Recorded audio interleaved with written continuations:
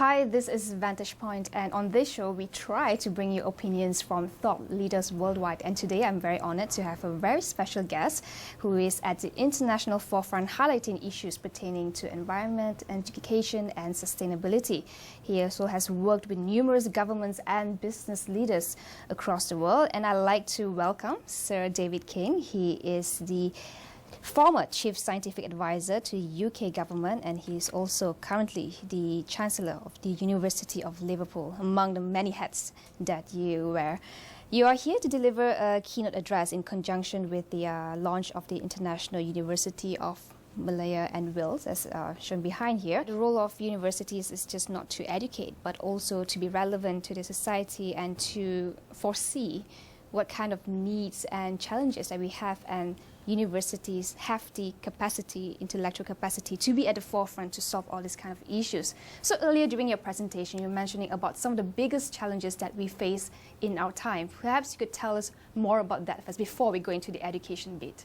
Well, the challenges that I was talking about all arise from the successes of our civilization over the past century through the generation of new innovation, businesses, better politics, better economy out of science, technology, medicine, agriculture, economics taught in our universities in the past. We saw the average lifespan of human beings on the planet increase from 40 to over 70 today, a massive improvement in human well-being. And at the same time, we saw the global population go up from 1.5 billion in the year 1900 to 6 billion in the year 2000. Now, that population growth will continue, but it will plateau out by mid-century, 9 billion. So this rapid rise in population is now over, and we just have to see it develop into mid-century. But the middle class proportion of the total population is now expanding at a rate never seen before. 1 billion middle class people on the planet. Middle class spend $10 to $100 a day, and they are consumers, and they consume commodities. Today, 2 billion, and we're anticipating that in 17, 18 years' time, that'll be 5 billion. 5 times as fast consuming the commodities that we need to produce on the planet. Now, the challenge to us is that with all of these people living well, which is good news, but demanding more and more commodities, inevitably, the planet is running short of producing the economies at a reasonable economic scale. So we're trying to meet very rapid demands with limited or diminishing resources. With diminishing resources. So wherever we look, whether it's minerals or water or food, our ability to meet demand is becoming more and more challenging. And from that angle, we're talking about the challenges. And where do you see the problem is within the structure of our ecosystem? Because we are, like you said, all these problems were culminated from a progress that we made. So moving forward, we can't undo this kind of the progress, but moving forward, what kind of solutions do you see? Right, so there's an old Chinese saying, man in harmony with nature. And what has happened through this very rapid growth is just the reverse. We haven't had a means of valuing nature in our economic system. So whether we're looking at the pollution of the atmosphere, driving fish out of the ocean, literally eating the remaining fish in the ocean, running short of fresh water, all of these issues are coming back to haunt us. Loss of forests, this is an important place to say. You know, the more palm oil trees we grow, the more we take out the rainforests, the more we're taking out the forests that produce the oxygen that we need to breathe. And we have almost forgotten that we co-evolved with nature. And if we destroy nature, then we've lost the ability to live ourselves. So we're somewhat in a progress trap, if you would. Yeah, would that's a good description. Okay. Yeah. I mean, in your capacity as a former Chief Scientific Advisor to the government, you have worked across with different leaders, business leaders, corporate leaders, and often When we talk about problems such as this, like climate change, is interconnected, is global, and when you go to the table to negotiate, everyone has their interests, national interests, corporate interests, maybe personal interests as well. So in regards to that, based on your experience, how are we moving forward in that? So if you take climate change as an example, it's very clear from the science what we have to do is stop using fossil fuels. Not so easy to do it because our entire industrial revolution was built around burning fossil fuels to create the energy we need. Now, scientifically and technologically, we know how to find alternative sources, but we are so caught in our ways, there's a cultural inertia. And when we go into negotiations, we all looked at the Kyoto process and expected signatures on a piece of paper to solve this big problem. Now, that was unrealistic. 193 nations, all with a different view of the world, signing a simple agreement that would deal with such a massive problem. I think we are having to deal with this nation by nation, region by region. And I do see some extraordinarily good behavior emerging in perhaps unexpected places. So I think while it's true that the United States is still failing to find the ability to take leadership on this, we're seeing many other nations now showing leadership on these issues. Nations from South Africa to your own country, we're seeing real leadership emerging in what was described as the developing world, and of course is now the big emerging economies. But it's got to be an evolutionary process from below rather than a top-down decision-making. We are very challenged at making decisions that suit the whole world. That's become extremely difficult. And never before have we needed these solutions more. That's the challenge. Mm-hmm. We must remember that actually it's also individual. Mm-hmm. It's our behavior. There's a wonderful saying from France, which is that no snowflake in an avalanche ever feels responsible. It's always the other snowflakes that cause the avalanche. Actually, we're all responsible because we are creating all these demands. The key, as we move forward, is that we need to understand that we have to reinvent the future. We can't just reproduce the past because the past is creating the problems that we have in the present. So we now have to reinvent the future. And by this I mean words are emerging like the new green economy, mm-hmm. the circular economy, eco-civilization is the word coming out of China now.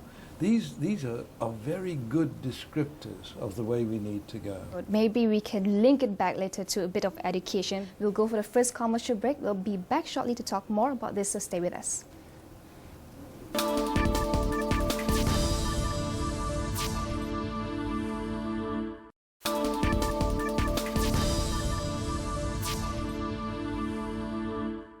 Hi, you're still on Vantage Point, and I'm here with Sir David King. He's a former Chief Scientific Advisor to the UK government and he's also the Chancellor of the University of Liverpool. So earlier, we were talking about challenges. You painted a pretty bleak picture about how we are moving forward, but at the same time, we are stuck in a vicious cycle in progressing. I like to see a different angle that we have a lot of these challenges, but at the same time, it's quite an exciting time ahead for people perhaps like yourself and academicians, and that we have the capacity to find ways to solve these problems. I seriously think that in my lifetime there's never been a greater opportunity for bright young people to come through with solutions to these challenges. In other words, over my lifetime, the basic solutions that we developed at the beginning of the 1900s were ones we were working through into the marketplace. It's true that we developed the car, for example, into something that could carry more people, go faster and so on, but actually not much difference between the Model T Ford and what we see coming out of the car factories today. Now, there are some people busy developing what I consider to be the personal transport of the future, which doesn't look anything like that, where the manufacturing process produces something that has no bolts at all. The modern car coming off the factory has got 1,500 bolts in the chassis. These cars have got none. And these cars are completely remanufacturable. In other words, if the car reaches the end of its time, it's just melted down and reprocessed. Right? So what we're seeing is the beginning of a new cultural revolution. And who is going to deliver that? It's these very bright young people. People for whom IT just comes second nature. It's their language.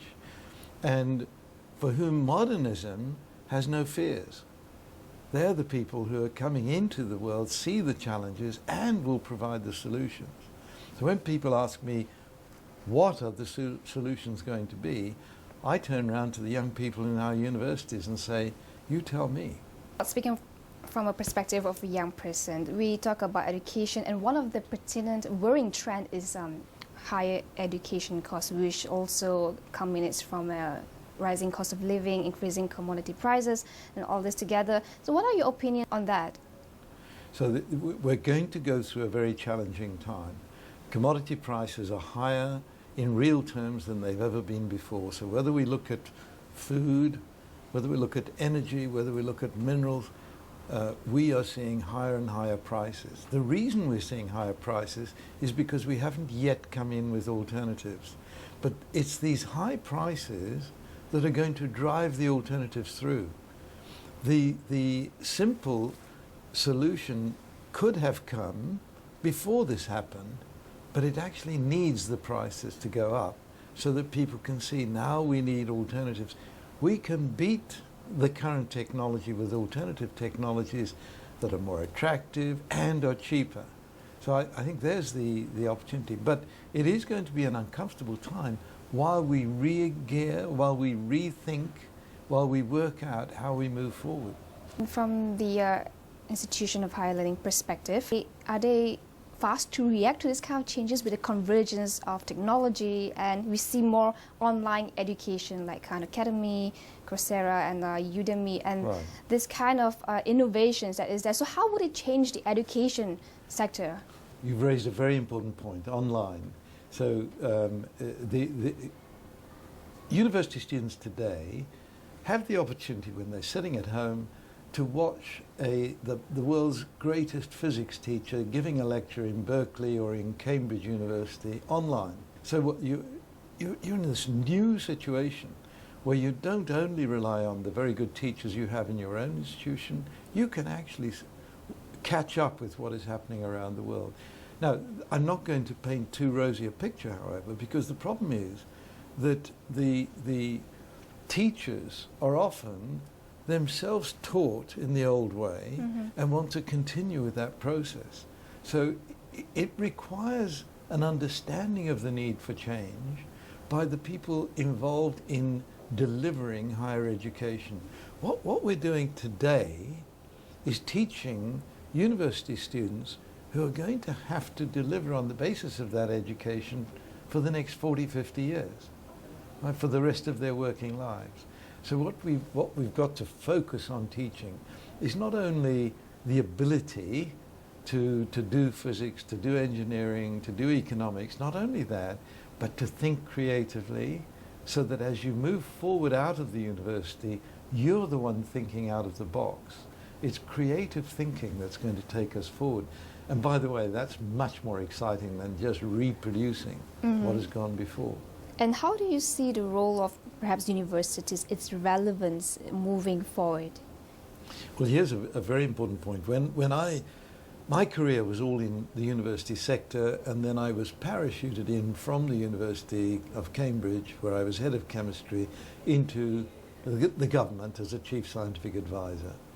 And I thought, right, I'm advisor to Prime Minister Blair, and I know science, he doesn't, I know I can advise him, and I had a team of 150 people to help me. And then I discovered what an enormous challenge I had, because right across government, you've got people who were educated on average 25 years before.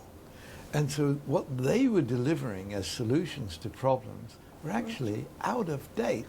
What you knew was that in your universities, 25 years was a long time, and things had moved along. The state of knowledge today in our universities is way ahead of where it is in our governments. And so I suddenly discovered that I was the bridge and had to be the bridge between the university sector and the policymakers. So when I went back into university in Oxford, I set up a hub at the University of Oxford to facilitate the bridge from the university end. And so I think understanding that knowledge is generated in our universities, that's what good teachers are doing. And at the same time, we need to create an outreach from that knowledge base, not only to governments, but also to private sector.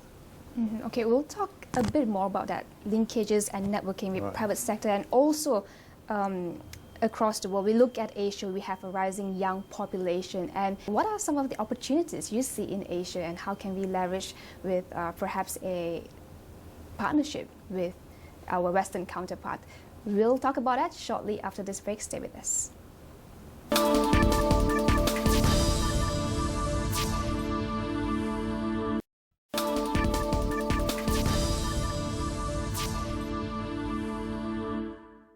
Hi, you're still on Vantage Point, and we are on the topic of transforming the role of higher education to meet globalized demand of the day. So first time in Asia, and looking at our education arena, our education system that we have, what are your thoughts, and what do you think are some of our challenges and perhaps moving forward our opportunities? Well, the first thing is Asia's a big place, and I've just done a tour of Southeast Asia, a lecture tour, and each country is different.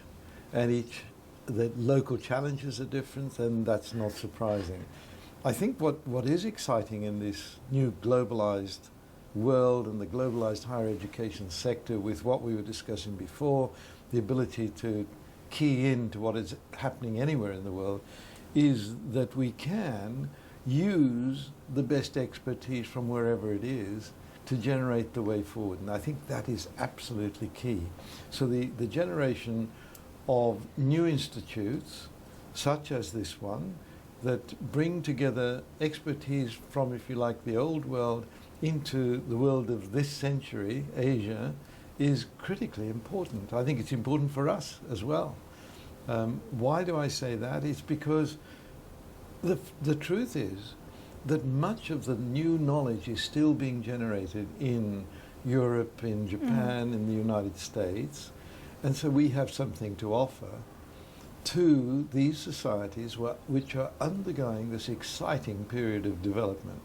And that's the key point, is that rapid change. So for example, we're going to have to move towards cities that are designed in a different way, where people, walkability, cyclability, where the enjoyment of the city is there for you to have, instead of having to jump in a car and drive everywhere. We're going to have to shift to that point where cities are redesigned as sustainable and around the well-being of people. So urban design, architecture, all of these areas are in a state of transformation now. So I think lessons to be learned from different countries around the world are quite stunning. And by the way, if I can use one example, in Colombia, the city of Bogota was transformed by one mayor. Right? What he did was keep cars out of the city. People are taken in on very efficient public transport systems, buses which move very rapidly, far quicker than in the old congested traffic. And people are now free to walk about and enjoying themselves, and healthier for it as well. But the point I'm making here is, he's done it, we can copy that elsewhere. And so what we need to do is propagate these examples of best practice, and if I can also use the word, examples of next practice, as we start inventing the future. As different ways into the future are tried and they become successful, we can spread them very rapidly. It's in the rapidly emerging countries that this exciting new development is going to take place. I'm sure of that. Looking at developed nations like the UK and the US, and looking at some of the mistakes that probably have done, for example, financial crisis, which has happened, and it has hit people right in their pockets, in their homes, even has caused effect to the education sector, the health sector, cuts in spending. Looking at the mistakes, perhaps if I may put it bluntly, that the West has made, what should we be avoiding? Well, we have learnt the mistakes made by banks and investment banks around the world, by the financial system, creating the possibility for individuals to create big debts for themselves. And in fact, because I'm relating it back to like the education debt that has skyrocketed over the years. In the US, it has reached $1 trillion. It's even more than a credit card debt. So this is very worrying. And I look at how it could perhaps happen over here too. So what do you see should we do before we get into that stage? So I have no doubt that the economic models that we've been using, which are based on continued exponential growth forever, those models really need to be carefully examined, because what you're always doing is almost writing off the future. You're borrowing money from future generations. A big mistake. And the mistake is based on the fact that exponential growth means that actually it's not going to cost them very much. We're actually likely to see the end of exponential growth because the commodities won't be there to feed the need for continued exponential growth. That economic model has to be rewritten. The countries like ours, Britain, we ran into trouble because our whole economy went out of kilter. The investment bank area more or less took over the economy. A big proportion of our economy was handling money and lending money. And so, of course, when the crisis hit, that hit us very badly. Now, if Asian countries don't learn that lesson, then I think there's going to be a great difficulty. And when I say Asian countries, Japan actually hit a different form of problem even earlier, and their economy has stalled for a very long time. So I think this old belief in continued exponential growth forever is something that has to be re-evaluated. Your country is, I believe, now in a stabilizing population situation. Mm-hmm.